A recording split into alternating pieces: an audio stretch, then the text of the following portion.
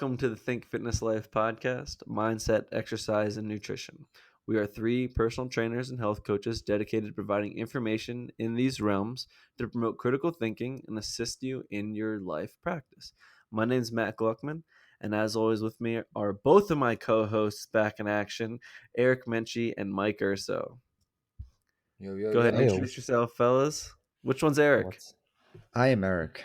And which one's Mike? Eric is the one with the smooth, silky voice. I do not have that voice.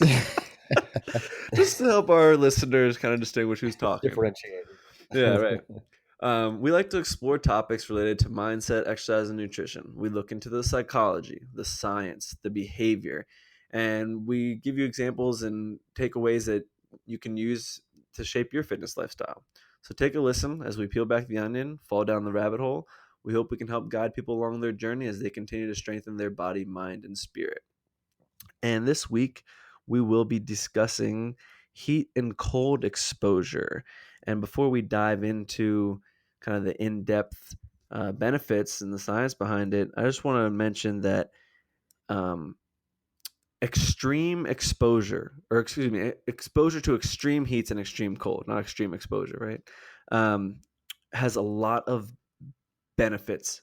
And kind of one of the ones that I look at most being the mitochondrial sort of cleaning out of the system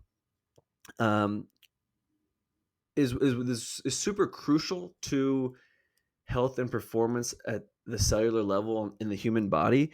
And when we talk about the benefits of mitochondrial biogenesis, it's important to remember that there's a lot of things that can play a role into improving your mitochondria, and exercise is one of them. Fasting, time-restricted eating is one of them. And then, as we're about to get into, extreme heat and cold help with that as well. We're going to have some information in the show notes that will reference some of the other experts out there in this field that are looking at it, like Dr. Rhonda Patrick and Dr. Peter Attia.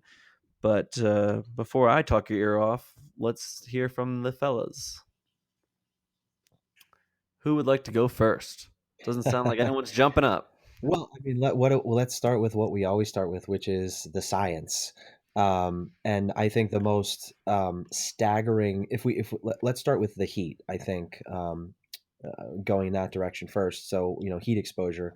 The biggest, most I would say glaring research about this that is hugely impactful on our longevity is this study out of Finland, right? We know Finland as the land of 1,000 saunas, right? I think something like 99% of Finns use the sauna at least once a week. So it is ubiquitous, to say the least, in Finland to find a sauna on every corner. But there was a study done by Jari Laukkanen.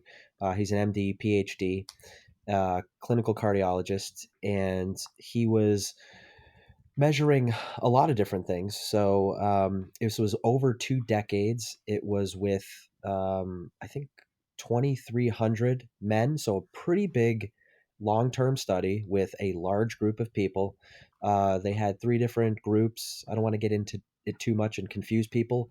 But I'll break down the 2 of them and the biggest benefits. So they looked at blood. They measured blood lipids. They measured things like total cholesterol, blood pressure, and they wanted to see how the sauna can affect cardiovascular disease as well as all-cause mortality. And they also measured neurodegenerative. So they tested the brain as well and the degeneration of the brain. And what they found was staggering. So just some of the numbers: cardiovascular mortality was decreased, and so these were with an average of somewhere around 15 minutes time in a sauna at around, I think it was around 170 to 180 degrees Fahrenheit, which you're going to find in like your average gym, right? And we're talking about a dry sauna here. So the one where you go into and has like the rocks, not a steam room or not an infrared sauna, which we can talk about later. The cardiovascular mortality rate was decreased by the ones who went in 2 to 3 times a week. It was decreased by 27%, When you raise that weekly frequency from 4 to 7 times a week, cardiovascular mortality rate decreased Wow. 50%. Staggering numbers. Now, the big one too, we look at all cause mortality. So people who died for any reason whatsoever 3 times a week, people who went in 3 times a week, their all cause mortality was decreased by Hmm. 30%. That's like that is a magic pill. Seriously. If there is something out there that can decrease your risk of dying by 30%, like your risk of dying of anything by 30%, other than natural causes, I mean, we're talking about a magic pill, and that's a 3 times a week for like 15 minutes in a sauna can do You're that. talking about Like that's the staggering. yeah, basically, it's just directly applicable to any disease, any issue, Anything, right. any all It's cause like the duct mortality, tape correct. of Right. Now, therapy. the cardiovascular mortality is directly related to heart-related diseases, right? And those numbers were even higher, consider that. But all-cause mortality itself was So 30%. real quick, people who went Um, in 3 yeah. times a week for at least what was that figure for how long they went in for those 3 times? So the average time was 15 That's So if minutes. you just gotta do 15 minutes 3 times a week. That's okay, people that's like can definitely nothing. make that happen. Yeah. And Rhonda Patrick does suggest now she's done she has other research as well. This is just looking at this one study, but this study was a long-term study over 2 decades long with over 2,300 people. Those are very considerate numbers. That's a large pool to pick from. What did Um, so just all things considered, that's those numbers are just if it doesn't tell you that you should be getting in a sauna today, I mean, you need to go jump off a well cliff. what the study? Because maybe you'll find a hot spring at the No, bottom. Yeah, so right, underutilized these right. days. What did they test for the mortality? It is. Did they test blood? Did they test? Did it say? Or it's Well, just they kind just of like well, they just it was more about tracking these men over the course of 2 decades. They were all middle-aged men. So I would say they were, I don't even know. What is middle age? 50s. 40, late 40s, 50s. I would say 50 is that average middle age. So you're considering, I don't know what lifespan is, but over 2 decades. So most of them probably would have lived to at least 70, probably longer. So they were just tracking who died, who didn't, why they died, what they died of, and they tested them, at the beginning and at the end of I guess the people who were still alive. So, and you get you get some interesting data from that. Rhonda Patrick, though, she talks about from the other studies that she has read through, and I haven't myself personally gone through any of these studies, so I'm only just quoting, what I've heard from her say recently on several podcasts, which is the time frame that you should be spending in is roughly 20 minutes to get the maximal benefit of what being in a sauna does for you, and we can talk about the benefits other than just lowering your risk for cardiovascular disease and all cause mortality. Yeah, there's a lot to pick apart there, but um, I think kind of the take home message is 15 minutes 3 times a week has to be done. And something that kind of stands out just because I've been recently listening to um, Nora Goddess on Wellness Mama's podcast was how we've evolved in a way that we don't naturally get exposure to these extreme temperature changes for that long or that extended periods of times um, to really benefit us physiologically. So I thought that was pretty interesting because most people would think like, well, I don't need to sit in a sauna for 15 minutes. Like it's so hot when I drive home every day from work or something. I don't know. Um, but Yeah, it's like more and more have we become so complicated and bloated with everything in society that you do have to kind of have a routine, a regiment for yourself, a hygiene, a way to take care of yourself. And this is like one of the easiest things to apply. 15 minutes 3 times a week is not hard to get done. I mean, most most gyms have saunas in them. I'm not sure if Planet Fitness does, but most gyms are going to have a sauna in them. And if you can't do Yeah. that, then I'm sure you can. Well, Go ahead. yeah, but let's just look at those numbers. Like those are great numbers, but can we get into the other benefits that Yeah, sauna, sure. Let's dive into it. really, yeah, because I think there are some pretty really fascinating things here. And a full disclosure, I'm just going to give the Cliff Notes version of like Rhonda Patrick's version of this. She's done all the work, so I take no credit for any of this data. I will expand on it, and I'm sure Eric will expand on some of this stuff as well. But just to kind of run through some of this stuff of what's going on. Um, obviously you sweat when we're talking about sauna where you're 170 degrees at least, you're sweating. And what does sweating do? It removes different toxins from your body. It detoxes you from, BPA, heavy metals, mercury, all things like that we know are pollutants for our body. Um, we know that our arteries, right, have a better ability to kind of expand and contract from the vascular pressure that's created, in a sauna, because of that increase in blood flow and that vasodilation. So the arteries are going to expand and contract better. So that's going to probably be a big contributing factor to that lowering risk of cardiovascular disease. It also, just like exercise, right, it elevates your core body temperature. So the same thing is happening in a sauna. And if you Oh guys yeah. have you guys been in a sauna before, Yeah. right? So it almost mimics like aerobic exercise in a way. Your heart rate, I track my heart rate a lot of times, and usually when I'm about 15 minutes in, I get my heart rate gets up to about 120 to 125 just sitting there doing nothing. So that's a substantial. That's like me being in zone one doing cardiovascular work. So my core temperature is rising, my heart rate is increasing because of the oxidative stress that's on my system. It's causing an inflammatory response, right? Which we know that we talked about this in previous podcasts. The inflammatory response, an acute inflammatory response, is what's necessary for adaptation. Um, and then the last three things I'll just say, there's definitely some mood enhancement from it, which is antidepressant effects that happen from it, probably due to any kind of like norepinephrine or dopamine release. And then you have heat shock proteins, and heat shock proteins we may have talked about in the past are hugely beneficial in the prevention of those neurodegenerative effects that we've talked about.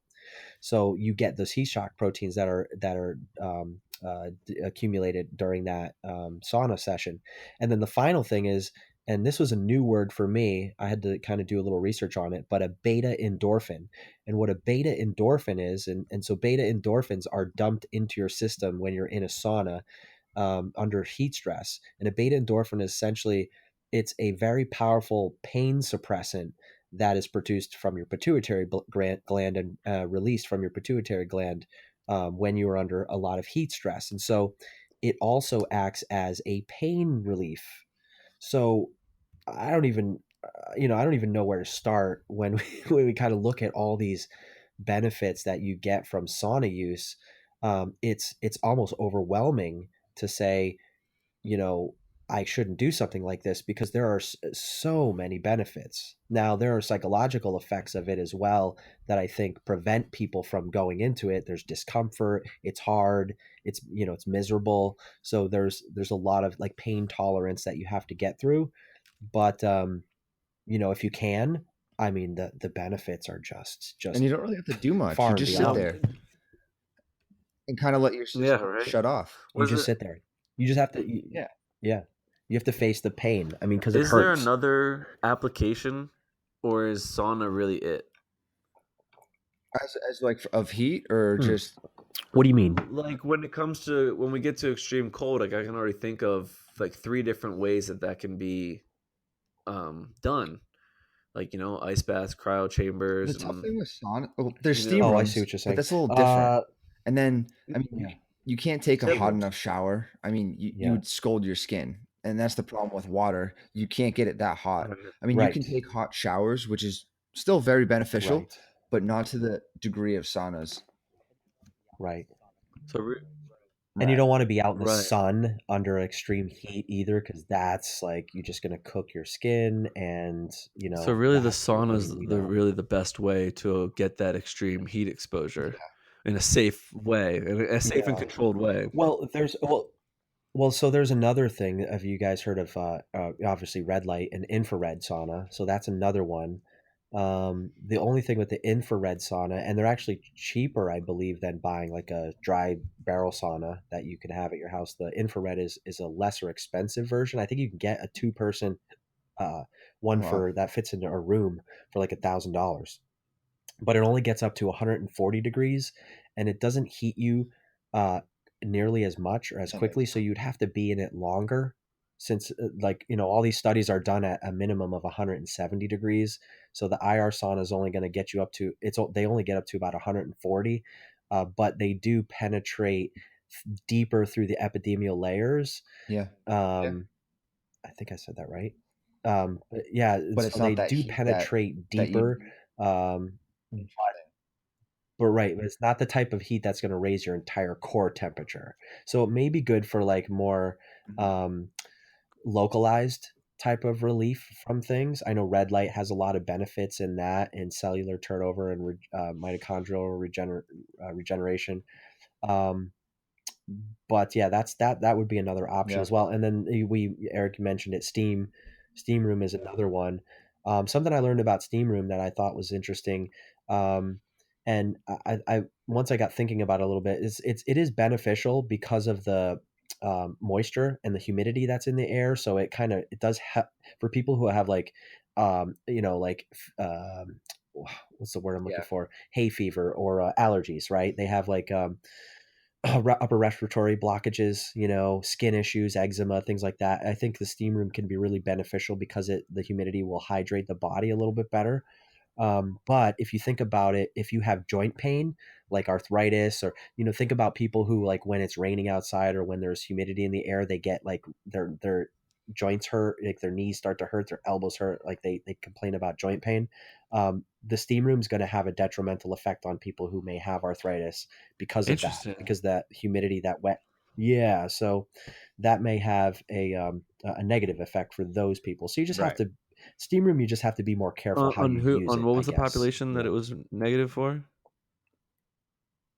So people who have Joint joint issue. issues, people have joint Isn't issues, it the yeah, because pressure? of The the pressure gradient in the it's air? just that same 'Cause it's relative. that humidity can really screw people up. Exactly. Yeah, I believe that's And I guess another thing I didn't even think about when you're exactly. saying like Yeah. cold bath is jacuzzis. Like people will be like, "Oh, I use jacuzzis. I feel good," which I don't think there's anything wrong with it.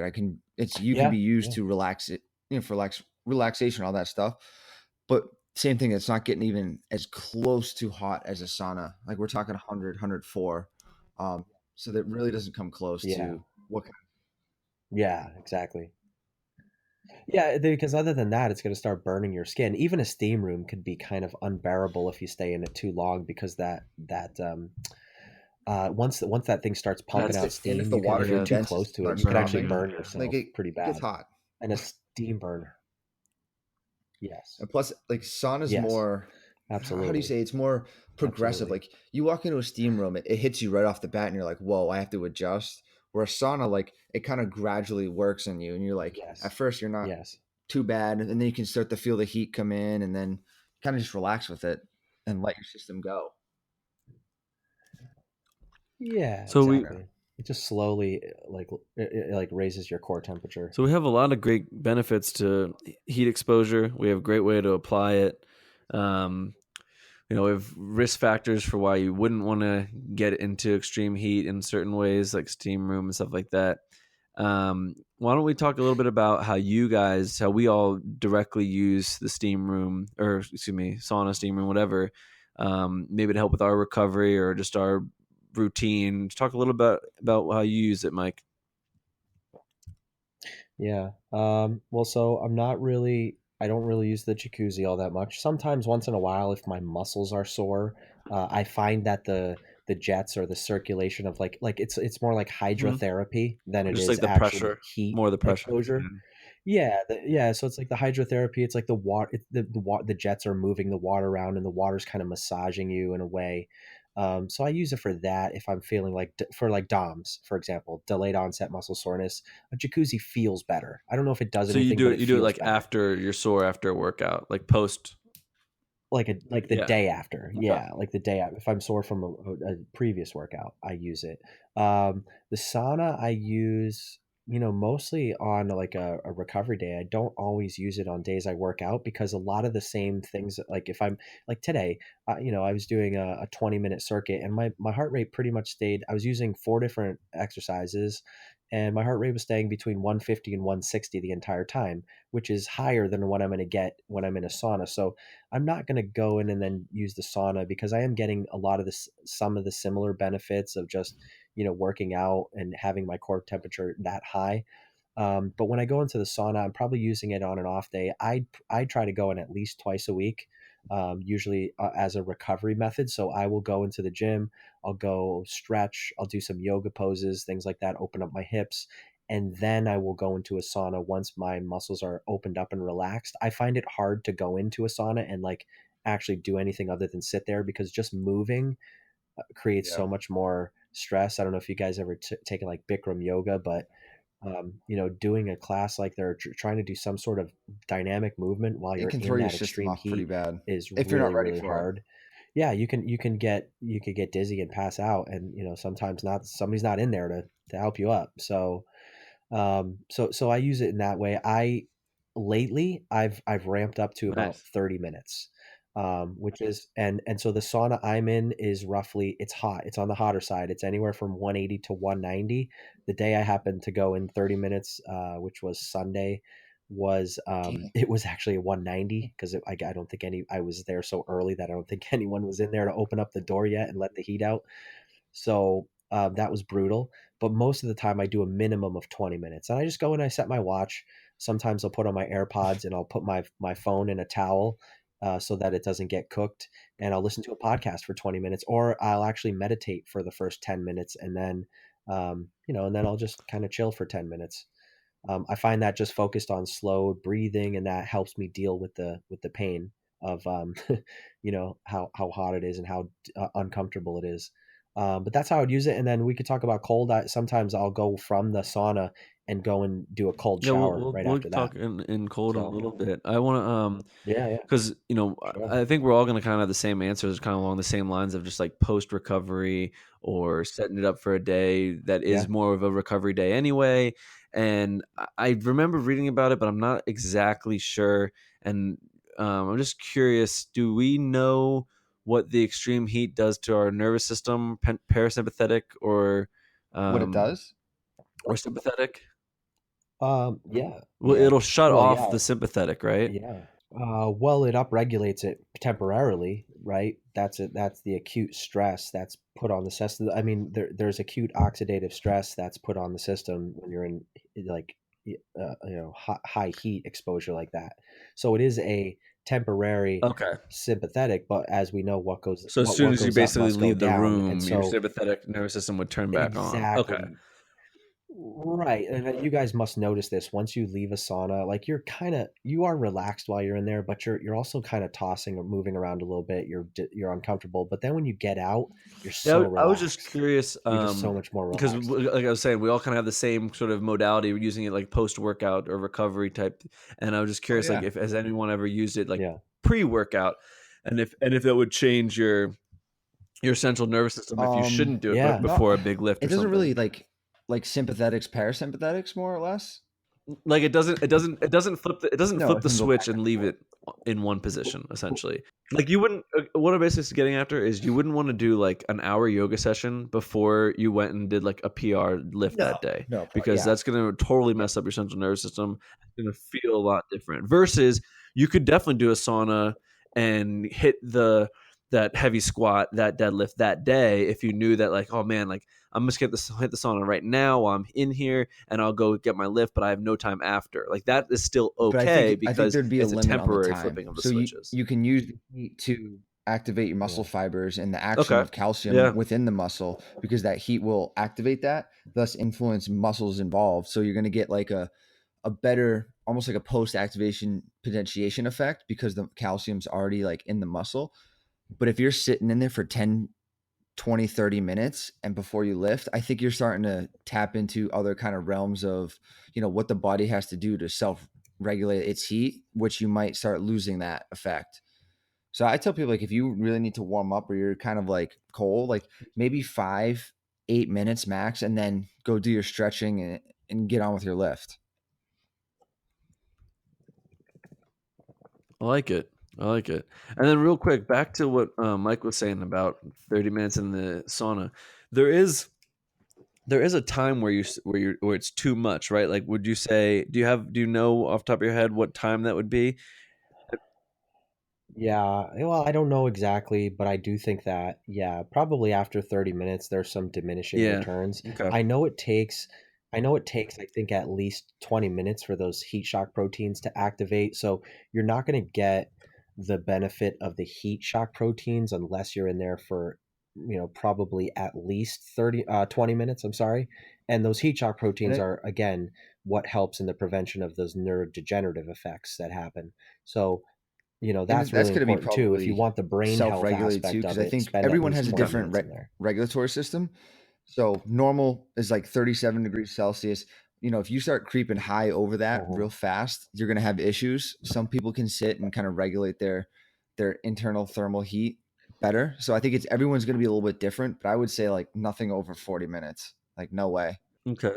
Yeah, I think Right. Mike hit the nail on the head with the words diminishing returns. Because I think reading and looking Yeah. at some of the stuff that they put out, I think Rhonda Patrick said 11 to 30 minutes was for the max potential for the benefits. But right, like after that, it's not like it's going to Right. be Right. detrimental on your system, but it's diminishing kind of the benefits.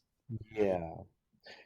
Yeah. She said you get some benefits at 11 minutes, the studies will show, but the 20 best minutes, effect yeah, happens yeah, yeah, around yeah. 20 Cool. So minutes. just want to make Yeah. sure we're Now with that, giving all have good you heard of information like out the there to anyone who's detrimental listening. effects of saunas? Um, So one of No, but one of I the mean, big okay, ones but I I could read yeah, a rationalize right. long some of time them. ago, and it said Yeah. that especially after a high intense workout, saunas are not the best option because what happens is it will drive your normal temperature up and it will cause your body to kind of catabolize muscle tissue because it thinks that you're going extreme temperatures, almost like if you had a fever.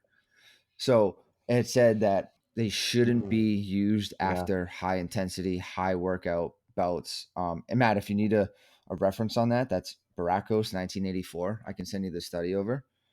Uh, throw it in the show notes. But I found that really interesting because I know a lot of Yeah, people please. they'll work out and be like, "Oh, I'm going to hit the sauna," and I'm like, "Well, that's not the best thing for your body right now, for your muscles." Well, and so we'll talk about this later too, but it's not cold exposure is Right. not the best after strength training But either now what for a Mike specific quality. We could talk about that later though, but I yeah, will so say, but yeah. real quick, because we are talking about like post exercise and stuff like that. Um, if like I'll use the sauna to shut a muscle off. Like I have, I have like a TFL issue on my left side, right? Like I know, like if I'm gonna deadlift heavy, When you say shut it off, do you mean yeah, it's overactive exactly. Like, it's or what do you overactive. mean? Okay. I know that I've contracted the fibers enough that if I don't do something today, tomorrow I'm going to be probably hurting a little bit more. So, like before or after, I will sit on like a rumble roller, like a little, it's like a lacrosse ball with a bunch of teeth on it, a bunch of knobs on it, and I'll sit right where the spot where like the trigger point spot, kind of back there where the sartorius hits and all that stuff, all that good stuff. Kind of hit that whole region in the butt hip area. And I'll just sit there with the heat, and I really think it plays a huge role in to me turning off an overactive muscle versus me just being out and about on the gym floor doing the same thing.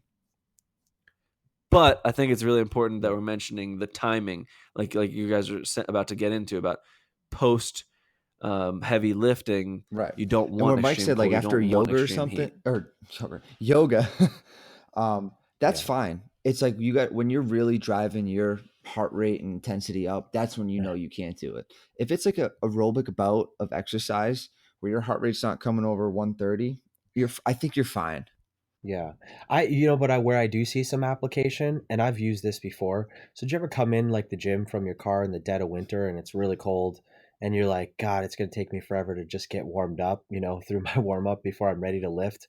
I have at times gone in like just, fully gym clothed up, ready to hit the strength floor and go in the sauna and sit there for 5 minutes and let it kind of warm up my core temperature and just get everything nice and warm and loose. When I step out of there and I hit the gym Yeah. floor, my warm up I'm goes gonna so try that much tomorrow. smoother, and it's just 5 minutes, right?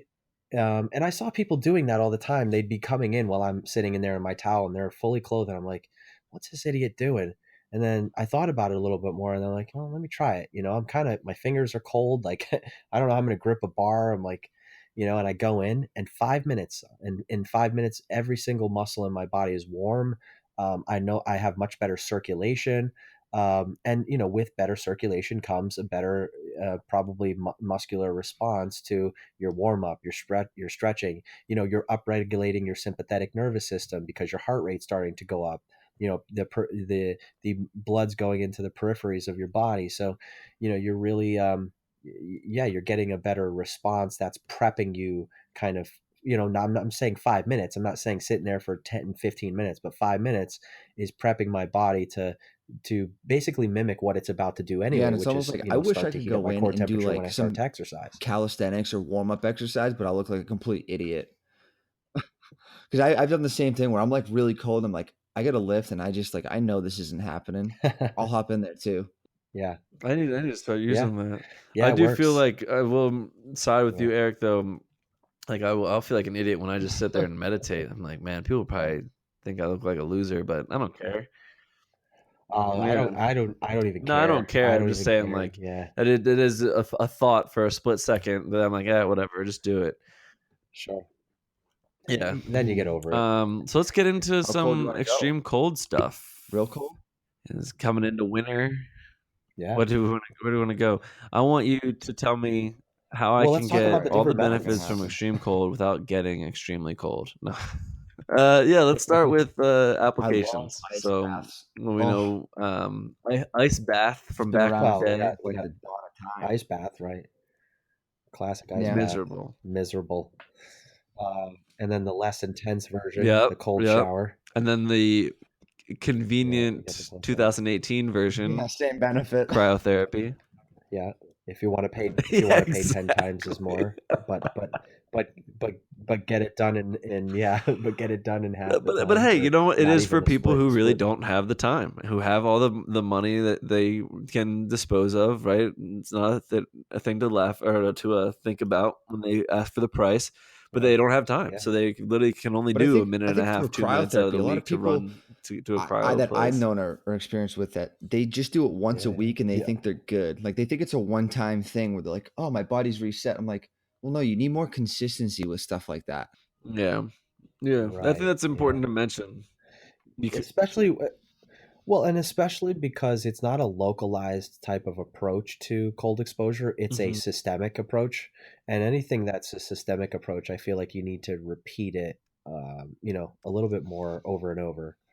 Whereas, like a localized thing, like if I'm just icing my hand, because I heard it, and I'm trying to, it's trying to heal it or recover. I do it a couple times, but then I'm done. I don't have to do it over and over. But if I'm looking like for these systemic methods, then I'm probably going to want to repeat that process, a lot more well, yeah, frequently to like get we the were real saying, we benefit. want to adjust hormesis or adjust homeostasis in some way. So we have to put enough of a stimulus for enough period of time for that um, that homeostasis to change and adapt and improve. I mean, if you think of a simple example like teaching a dog to sit, you can't do that once and then it's just going to know anytime you want it to sit, it's going to sit.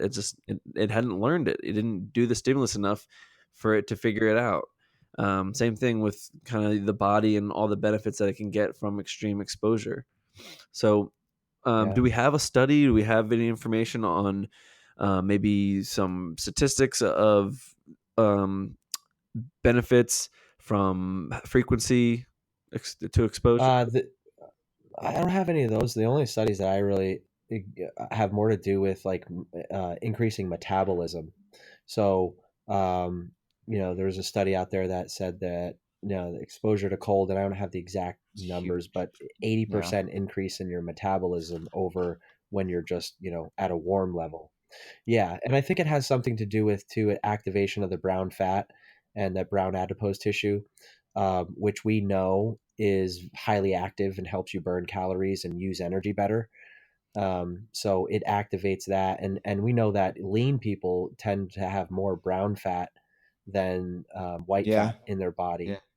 Well, I don't know. What do you guys know? You and with the probably I didn't know know that metabolism at about is all. this. also a big factor Oh, that the really? body's trying to Yeah. heat itself. Yeah, I don't know much about it, So, but well, I'm sure you've shivered before, and not everyone does, but that produces right. a extreme amount of heat, which in people, if they're not shivering, that generation of your body being like, "Hey, I got to warm up," creates your metabolism to go insane. That's why they tell people it's good to sleep at like what 66 to 68 degrees room temperature at Mhm. night because you're literally cranking up your furnace system to keep it 68. regulated. Yeah, that's true. I didn't think about that shivering like thermogenic effect that happens. Yeah. Oh, go Wow. back Yeah. one That second. Say that By up to statistic though. 50. So shivering can increase heat production by up to 50 to 100%, depending on the individual, of heat production in the body, which therefore leads to an increase in metabolism and metabolic processes. That's wild, but it sounds random, but that movement, the shivering, it made me think of this. Just learned the other day that dogs, when they shake, they remove 70% of the water from their skin and fur with the first shake. So it's just crazy. This stuff's blowing my mind. Hmm. So do we have any other statistics like that linked What do you want, to like exercise stats too? shivering or cold? Uh, well, in the exercise in the cold can Yeah, just give me suppress anything you got. regenerative hormones. It can have effect on hormones and stuff like that. So people who run in the cold, I always tell people just be careful and make sure you're keeping your body temperature normal because if it drops below that, you can start messing with your enzyme activities and losing control and all that stuff. But it also has a huge effect on your hormones that I don't think a lot of people realize when they're exercising in the cold. Did it have like Yeah. did it have I like that's wild, but it sounds random, but that movement of the shivering, it made me think of this. Just learned the other day that dogs, when they shake, they remove 70% of the water from their skin and fur with the first shake. So it's just crazy. This stuff's blowing my mind. So do we have any other statistics like that linked to shivering or cold? it has to do with the whole metabolic process. So when you exercise in the cold, it increases the rate of lactate production and it uses carbohydrates as a greater source because it needs more energy because your body's got to produce heat at a high rate. So like shivering and all that stuff. So it said with that kind of formation of stuff, the the less of the fat circulate around can actually affect the hormones in the body or it suppresses because your body's now in a state of like stress, so you have some cortisol levels coming up, try to self-regulate the heat temperature change. And I shouldn't say cortisol is like stress, but like when we get cold our body has to Okay. release some sort of cortisol to like figure out how to upregulate the system. No, yeah, right. I can send you the So then where's the brown and white fat? Yeah, go ahead. Where's the brown and white fat come into play, Mike? Well, let's just start with this. People who have who are obese have been linked to having little to no brown fat in their system. Brown adipose tissue Okay. is generally, and Eric maybe can attest to this, but I know it's mostly in the upper back area. It's around the clavicle. It's kind of like in your neck as well. You store this brown fat, and it's just basically it's just called BAT, brown adipose tissue, and it's whereas white fat is it's almost inflammatory in itself. It can reproduce itself without, essentially white fat can reproduce itself. Um, Brown fat is actually used to you. The more you have, the more Mhm. You're right. Yeah. I want to relate it more to muscle, where it actually has metabolic processes to it. It makes you a little, yeah. It helps you burn calories. It helps you use energy. It's much more active tissue, whereas white fat is very inactive tissue and just kind of It reproduces So itself. It's inflammatory in nature. Brown adipose tissue is anti-inflammatory in nature, so it's just different. And so there, It's almost used for insulation of the body, and think where it's up, upper back, neck. Think all your like nerve, your sympathetic trunk, parasympathetic ganglia that are all there. That kind of helps your system keep that warm and regulated, so your CNS system doesn't start shutting down. Where white fat's just like, hey, I can use this for energy source whenever. yeah. And while we're on like inflammation, because as we know, white fat is inflammatory. I mean, I think one of the biggest benefits with cold is the decrease in inflammation that comes from it, and part of that comes from the adiponectin, which is a protein that's released. And so when you're exposed to cold, your adiponectin levels go up, and adiponectin is related. There's things or say it's kind of related to regulating blood glucose levels. So there's a lot of things that adiponectin does. So it's really good to raise that for those reasons. Just if people who have are a little more insulin resistant, they're going to have lower levels of adiponectin in their system. So you want to be able to raise that. And another part of this too is there are these cytokines, and Rhonda Patrick talks about, I think specifically IL 6 and IL 8, these cytokines that are pro-inflammatory in the body. A cold exposure basically helps blunt those cytokines from being released, and these pro-inflammatory. So it essentially stops your body from releasing these inflammatory cytokines into your system, and I think that's a really important part of it too. And then I alluded to this before, where we were talking about, should we go into the sauna after we we should we go to the sauna after we do a strength workout? Like, will that have any benefit to us? And like we all kind of agreed, no, it's not a good idea. Cold exposure is the same thing, because what we're looking at, like, there's a certain time period after you strength train, and especially if your focus is muscular growth or hypertrophy, like a hypertrophic effect.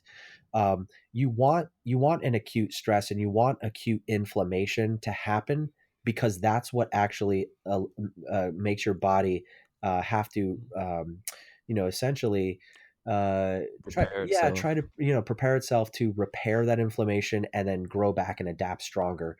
And so if we blunt that, a body's ability to create an inflammatory response, which may not happen for, like, say, 60 minutes after we finish our workout. We just go and we take a cold shower, or we take an ice bath right after we do our hypertrophy workout. We are not going to get, and studies have shown that you're not getting a growth of muscle tissue like you would get if you waited, for that inflammatory response to happen, because you need the inflammatory response in order to have the growth. So that's another thing too, is science shows that you should not have cold exposure immediately after you work out, because you want that inflammatory response. Now, we That's gonna shut that off. what's that? No, I'm just yeah, and that's gonna and the It's going cold's to gonna shut it shut off, it But right? on off, the other Yeah, right? and we side, need like that. you see We need that these, in order to and grow I and don't know. adapt. I did it when football. You'd have a hard practice. You jump right into a cold ice tub, and looking back now, you know it's not good. But at the same time, for me, and I've read this in other people, like it would downregulate the almost like the pain sensors, and you just feel recovered. Now I know it had no benefit effect to me recovering muscle wise, and probably was worse, but I personally felt better. My legs felt better. So it's almost like a for some people, I tell people what they want to do is give and take. Like if you want to feel Mhm. better, you can go do that, but it's not really going to lead to strength increase long term. Yeah. Well, I think too. So when we look at the inflammatory response, that's one thing. But we're also, what's going on with cold exposure is a vasoconstriction, right? And so what happens is all of those byproducts, those waste products that are built up in the tissues from our sport activity, say it was football, those are going to be built up in the tissues. You're going to get that soreness that's still there. That's from all those the byproducts that's in your body. The vasoconstriction that occurs in the cold exposure is going to essentially funnel that all the way back, out of your periphery back into, more of your, chest cavity or your organs. It's going to pull all, anytime, what's the first thing that get cold when you go outside, right? It's your hands and your feet, because they are, the most unimportant parts of your body as far as your brain's concerned. It wants to keep all of your organs running, so it transfers all the blood to your core area where all of your organs are, to make sure that that's getting blood to work. So you essentially you vasoconstrict your body of those byproducts, and then when you get out of that ice bath after a hard practice, and then all that blood, then your body temperature starts to rise again. All that blood starts to circulate back through the body, flushes out all those byproducts and toxins. You get new fresh blood and plasma to those areas. Well, now it doesn't hurt as much all of a sudden.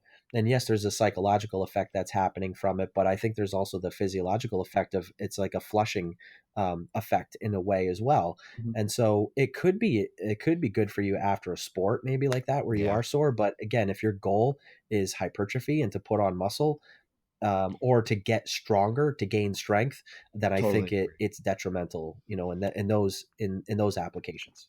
And I think most applications are going to come with people who have like weekend tournaments or double headers, and they Right. have a game the next day, and they sit in an ice bath because, like you guys are saying, it's not about the training effect that they're going to get in the future from all the stimulus they just put on their body. They're looking for just straight performance and being able to recover and get back Yeah. to playing the next day.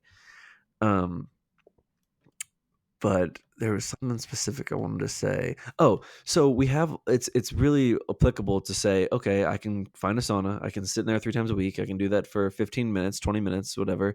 How do people go about getting the exposure to cold? How much exposure to cold? And yeah, help me out. I want to get cold. This is a lot easier, especially if you live up in like New England or Northern Hemisphere. Like if you haven't exercised, you can pretty much, if it's cold enough, just go outside and sit there. And would you say like 10 minutes, 15 minutes, 20 minutes? Yeah, I guess as long as you can kind of like go for it Depends where you are in New England. and regulate your system. Because I mean, I've been outside in the winter and but like I've gone outside and just like let my body adapt to the cold and kind of just like sit there and get regulated to it. And after a while, like you're shivering, but I'm still getting Mhm. the effect. And I can kind of, I don't want to say I feel better, but you can kind of feel the effects once you warm up and get the circulation back going. I feel different. Other than that, uh, I tell people to like, go for it. Well, I was gonna say, so then I guess because being cold, asking someone, "Are you cold?" is very subjective. So how would you go about? I've seen those little thermal guns. They have those little infrared guns that you can put on this. You shoot it at the skin, and you see a little red dot show up, and it'll tell you the little feedback of how much, like what the temperature is. Um, I mean, I guess we're not really looking for a core temperature to drop that Well, significant anyway. Is it enough to say that if you're shivering, you're getting the thermogenic effect and you're at that cold level to get the health benefits? You're getting somewhat of a thermogenic effect, 100%. Because for your body to go to shivering, your body has to be threatened by some sort of decrease in temperature. So you think that's kind of a good indicator piece, like when you're on the verge of shivering?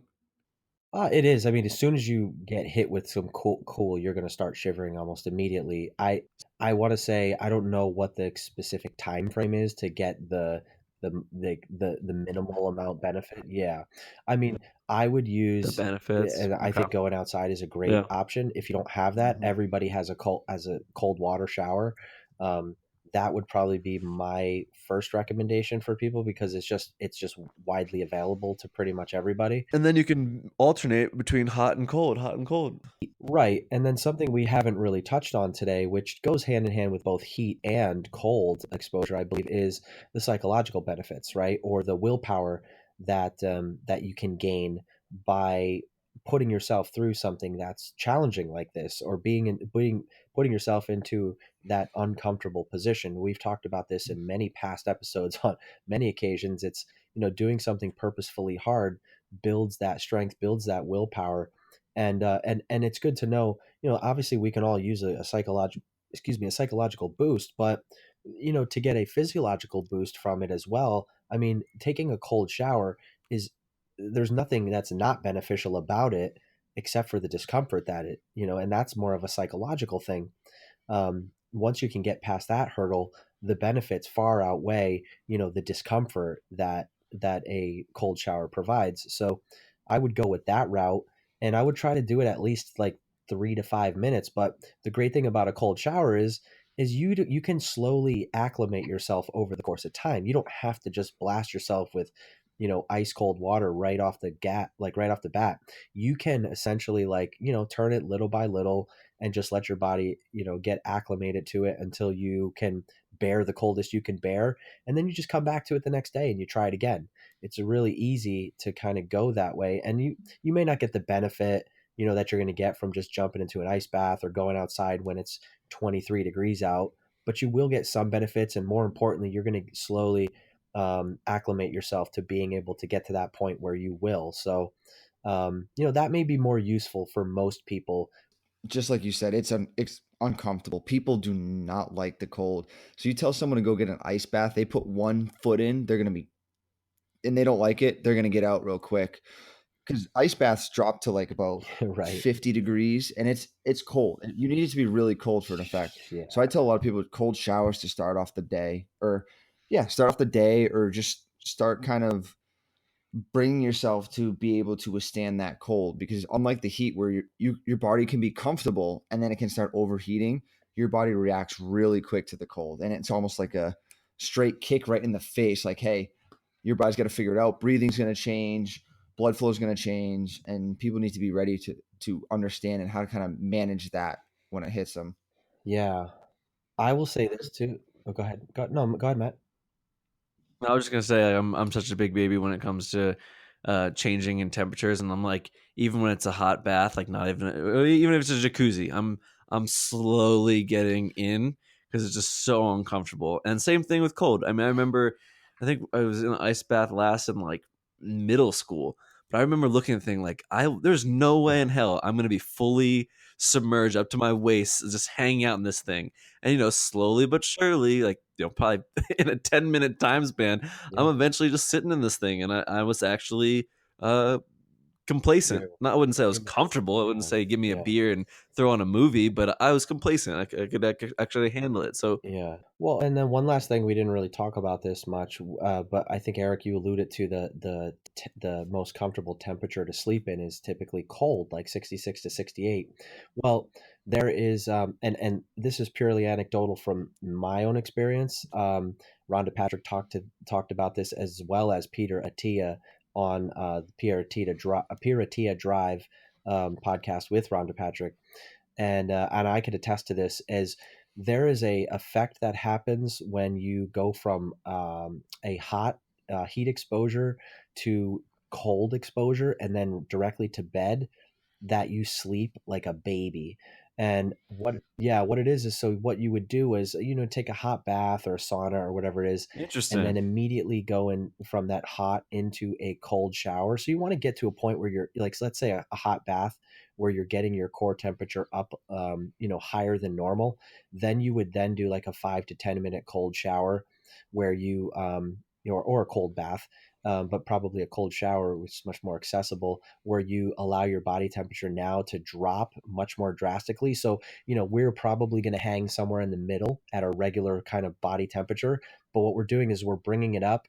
And it's because there's such a large transition, between your hot point and your low point, that your body, when you finish with the low point, your body, because it's cooled down like that, just sleeps so much sounder and so much better. And this is anecdotal. I mean, purely, I don't know if there's any research behind it, but she attests to it. She sleeps like wonderfully when she uses that protocol. Peter Attia said that's like some of the best sleep he's ever had when he's done that, and I can attest to it as well. Taking a hot shower and then immediately putting it to cold for 5 minutes, and then just getting my my whatever sweats on, and then getting into bed. Some of the most sound sleep I have ever experienced. It's incredible. So try it out. Well, all right, that's some damn good information, some damn good stuff to try out. I don't see a reason why anyone wouldn't want to incorporate extreme heat exposure, extreme cold exposure into their weekly life practice to maintain their health and improve longevity. But since we have a couple minutes left, I kind of want to see if you guys have any other thoughts of Hmm. maybe kind of where would you want to look at next as these studies are done more and more? Like what I have one in mind, so maybe I'll start off. I just think it'd be interesting to see um, all the other benefits associated with the sauna, Yeah. but looking at specifically telomere length and heat exposure. I wonder if that would make if there's a difference there. Yeah, that'd be interesting to hear, especially with the heat shock proteins, and we know that it has protective neurogenerative properties. There, you would, yeah, you would think there's something else going on there too. Um, Right. Yeah. I would be interested in learning more. So, obviously Wim Hof is a guy who didn't get brought up yet today, but he's very much into cold exposure as part of the Wim Hof method, and obviously has the world record for the longest amount of time in an ice bath, hour and 55 minutes. That's crazy. And he maintained his regulated his body temperature through breathing. So I would be interested in more research. That he's doing. I know For he's a human breathing. guinea pig and he's always using, donating himself to science essentially. I would be more interested in more of what's going on with him, how he's using it.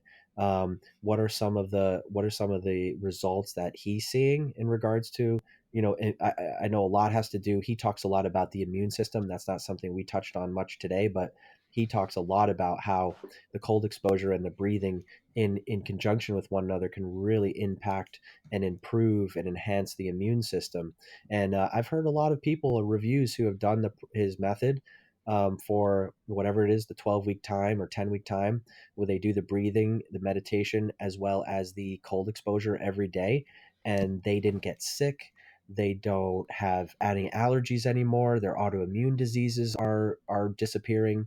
So I'd be interested to see how cold works in conjunction with breathing and what the science is a little bit more behind that.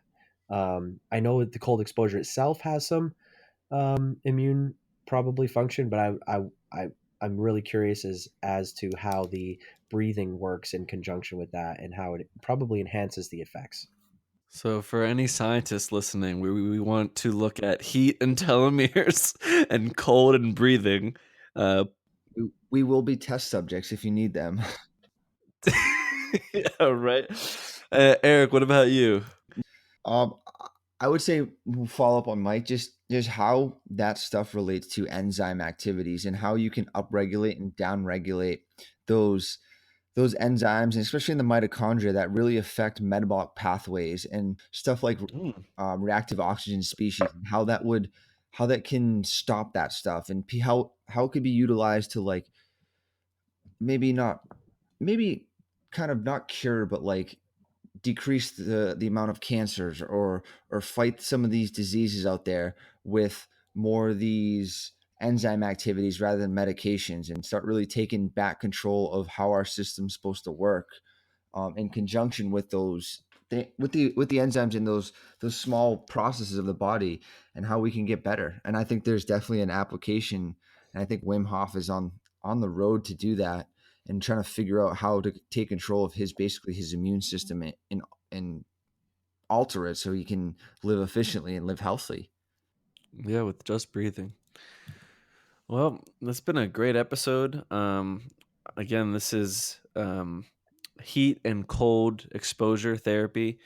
I actually typed up a list of the show notes, so for anyone's listening, um, you can go on to the podcast page on iTunes or on Stitcher, or Spotify, whatever. And in the show notes, you'll see a list of kind of time stamped what topics will be done. So if you're driving or if you're working out, don't fret. You can just kind of tag along or catch on where you want to get that information when you look at the show notes. So that's it for this week. Next week, we're going to be talking about nutrition labeling and some of the finer details, kind of diving further into that. I'm kind of excited about that. It's going to be a fun episode. And for those of you who want to check us out more, we have a Facebook page, Think Fitness Life. And you can feel free to write us an email if you have any questions, or you want us to dive into something a little bit more. You can always get us on email. It's thinkfitnesslife, all one word, at gmail.com. And that'll be a wrap.